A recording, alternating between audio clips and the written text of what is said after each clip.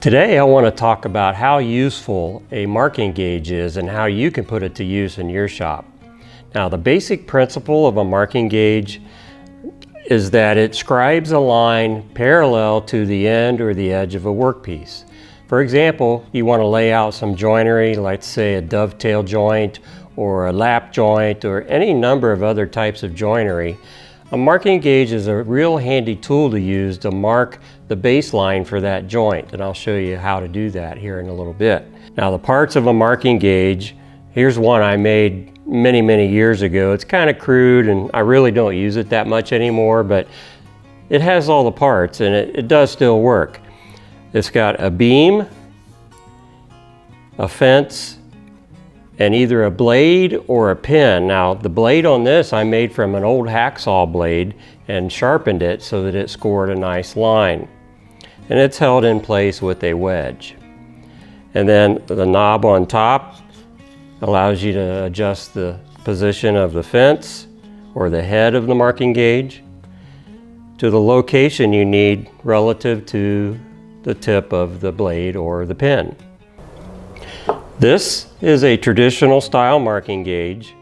It has a pin that scores the wood fibers, and again it has a beam and the head or the fence, and it works similar to the one I showed you before, except that this one also has, on the opposite side, it has two pins used to scribe a tenon or a mortise for a consistent width.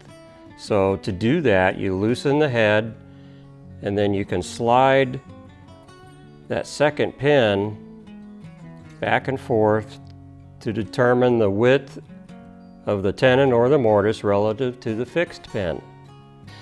A Penstyle marking gauge, however, is not so great at scoring across the grain. If I do that here, I don't know if you could see it, but it actually tears out the grain and it doesn't leave a very nice edge, especially if you're cutting a tenon or doing some joinery based off of that.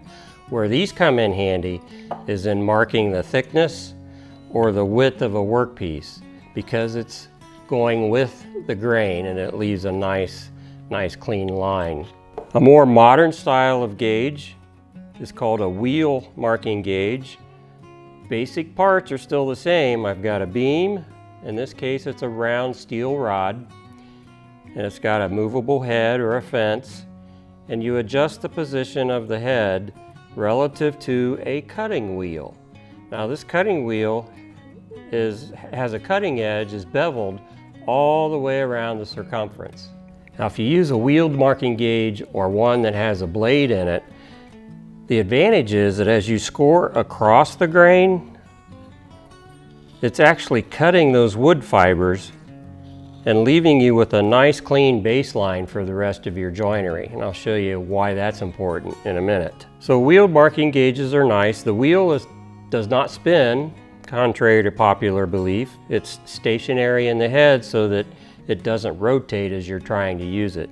So you actually drag it across the workpiece and it scores the wood fibers nice and clean. A little fancier version of that style of marking gauge includes a micro adjustment feature.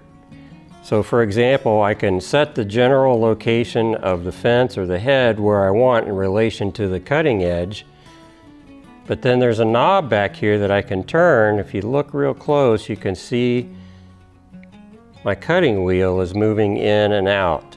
So I can fine-tune that position for a very precise and accurately located cut. Now, if you do a lot of mortise and tenon work and you like to cut those joints by hand, here's a handy tool to have. It's the same principle as these other marking gauges or these wheeled marking gauges, except that it's got two beams and two cutting wheels that can be set independently of each other. What's nice about this style of gauge is that you can set the distance from the first blade to the fence, and that determines how far in from the surface of the workpiece will be the face of the tenon. And then you adjust the distance between the cutting wheels to determine the thickness of the tenon or the width of the mortise. So to use it, It's just the same principle as these others. If you're doing a mortise, you would score along the edge to define the walls of the mortise. And it leaves a nice, tight, scribed line that's very accurate for positioning your chisel. Let's say, for example, I want to cut a tenon on the end of this workpiece. I've already scored my line to determine the length of the tenon, and I've adjusted my marking gauge basically using a ruler. So I've got it set for 1 inch, and I scribed a line 1 inch across the face of my workpiece. Now that I've got my nice scribed line, I can take my chisel now and position it right in that line. So if I move my chisel just ahead of the line and pull back, I can actually feel that and hear it snap right into that scored line. Now I can take my mallet. I'm just going to deepen that shoulder for my tenon. Now, if you would like, you can come back in here and use that score line as a stop line for removing a small chip. That score line now becomes a nice reference edge for a saw.